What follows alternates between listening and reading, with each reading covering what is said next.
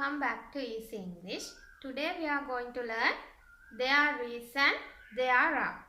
අද අපි ඉගෙන ගන්න යන්නේ අපිට ඉංග්‍රීසි භාෂාවේදී ගොඩාක් වැදගත් වෙන grammar part එකක් ගැන. ඒ තමයි there is සහ there are. එතකොට මේ there is සහ there are කියන පදවලට තේරුම් දෙකක් තියෙනවා.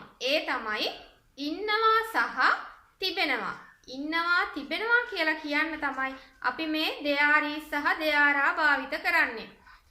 අපි කලිනුත් කතා කළා ඉන්නවා සහ තියෙනවා කියලා කියන්න අපි has සහ have භාවිත කරනවා කියලා. හැබැයි අපි එතෙන්දි කලේ අපිට හරි යම් කෙනෙක්ට හරි දෙයක් අයිති කියලා අයිතිය හංගවන්න තමයි has have භාවිත කළේ. අපි there is සහ there are භාවිත කරන්නේ අයිතිය හංගවන්න නෙමෙයි. අපි බලමු කොහොමද there is සහ there are භාවිත කරලා වාක්‍ය ගොඩනගන්නේ කියලා. අපි there is භාවිත කරන්නේ singular noun. ඒ කියන්නේ ඒක වචන නාම පදත් එක්ක. ඒ වගේම තමයි there are භාවිත කරන්නේ plural noun. බහුවචන නාම පදත් එක්ක. There is a girl. ගැහැණු ළමයෙක් සිටිනවා. There is an apple. apple ගෙඩියක් තියෙනවා. ඒ වගේම අපි තවත් ඉස්සරහට බැලුවොත් මේසය උඩ පොතක් තියෙනවා. There is a book on the desk. පුටුව යට පූසෙක් සිටිනවා. There is a cat under the chair. ඒ වගේම අපි කලින් කතා කළා countable and uncountable noun ගැන. ඒ කියන්නේ ගණන් කළ හැකි සහ ගණන් කළ නොහැකි නාම පද ගැන. එතකොට අපි කිව්වා uncountable nouns වලට බහුවචන ස්වරූපයක් නැහැ කියලා. uncountable noun වලට තියෙන ඒක වචන ස්වරූපයක්.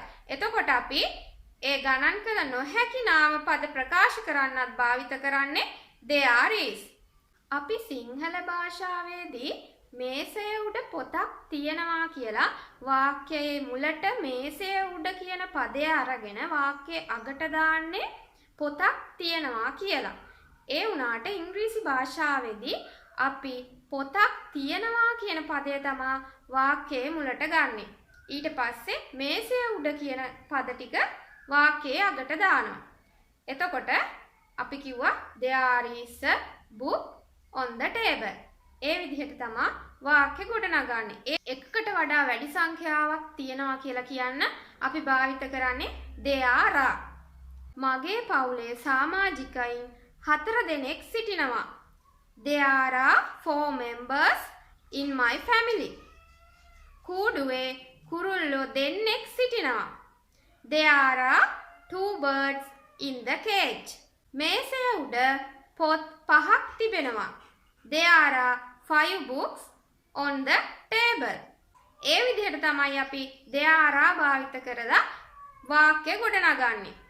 ඒ වගේම තමයි මේ there is there are කියන පදත් සමග some සහ any කියන පද භාවිත කරනවා. some කියලා කියන්නේ ටිකක්. එහෙම නැත්නම් ටික දෙනෙක්. පන්තියේ ගැහැණු ළමයි ටික දෙනෙක් සිටිනවා. එතකොට අපි කියන්නේ there are some girls in the class. පුස්තකාලයේ පිරිමි ළමයි ටික දෙනෙක් සිටිනවා. There are some boys in the library. ඒ වගේම අපි කිව්වා uncountable noun ප්‍රකාශ කරන්න there is භාවිත කරනවා කියලා. බලන්න මේ වාක්‍ය. ශීතකරණයේ කිරි ටිකක් තියෙනවා. There is some milk in the fridge. ඒ විදිහට තමයි අපි මේ වාක්‍ය ගොඩනගන්නේ. අපි any භාවිත කරන්නේ negative sentences. ඒ කියන්නේ නැත යන අර්ථයෙන් වාක්‍ය ප්‍රකාශ කරන්න තමයි any භාවිත කරන්නේ. එතකොට අපිට පුළුවන් පන්තියේ කිසිම පිරිමි ළමයෙක් නැහැ. There are not any boys in the classroom. පන්තියේ කිසිම පිරිමි ළමයෙක් නැහැ. අපි දැන් කතා කළේ there is there are භාවිත කරලා කොහොමද වාක්‍ය ගොඩනගන්නේ කියලා. ඒ වගේම අපිට there is there are භාවිත කරලා ප්‍රශ්නයක් අහන්නත් පුළුවන්. එතකොට අපි කරන්නේ is ගන්නවා වාක්‍යයේ මුලට. is වාක්‍යයේ මුලට අරගෙන is there a book on the table? මේසය උඩ පොතක් තියෙනවාද? Is there a cat under the chair? පුටුව යට පූසෙක් සිටිනවාද? ඒ විදිහට singular nouns භාවිත කරලා ප්‍රශ්නය ගොඩනගන්න පුළුවන්. ඒ වගේම තමයි there are භාවිත කරලත් අපිට ප්‍රශ්නයක් ගොඩනගන්න පුළුවන්. එතකොට අපි කරන්නේ ආ කියන පදේ වාක්‍යයේ මුලට ගන්නවා.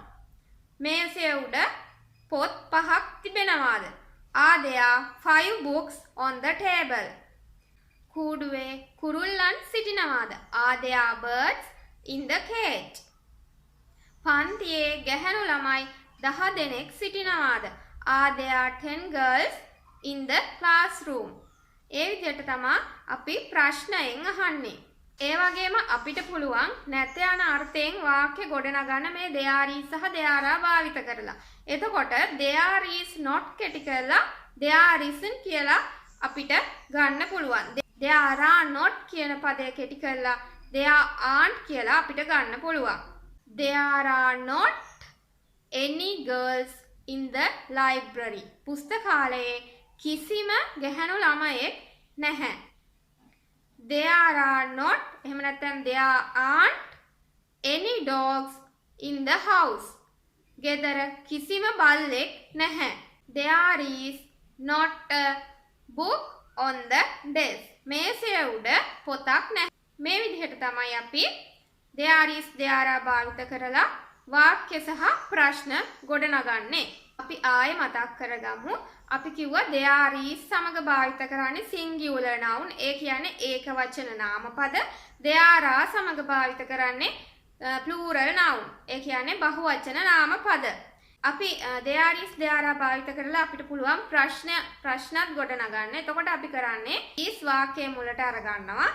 is there කියලා තමයි අපි එතකොට ප්‍රශ්නය අහන්නේ. ඒ වගේම are there කියලා තමයි බහුවචනයේ ප්‍රශ්නය අහන්නේ. ඒ වගේම some සහ any කියන පදත් මේ there is සහ there are සමග භාවිත කරනවා. some කියන්නේ ටිකක්, එහෙම නැත්නම් ටික දෙනෙක්. ඒ වගේම තමයි uncountable nouns සමගත් අපි භාවිත කරන්නේ there is. ඒ වගේම නැත යන අර්ථයෙන් වාක්‍ය ගොඩනගන්න අපිට පුළුවන් ඒක වචන නාමපදත් සමග there is not. එහෙම නැත්නම් ඒක කෙටි කරලා there isn't භාවිත කරන්න පුළුවන්. බහුවචන නාමපද plural nouns සමග නැත යන අර්ථයෙන් වාක්‍ය ගොඩනගන්න අපිට පුළුවන් there are not, there aren't භාවිත කරන්න පුළුවන්. ඒ විදිහට තමයි අපි there is there are භාවිත කරලා වාක්‍ය ගොඩනගන්නේ. අද පාඩම පැහැදිලි ඇති කියලා හිතනවා. පැහැදිලි තැනක් තියෙනවා නම් කමෙන්ට් එකක් දාන්න.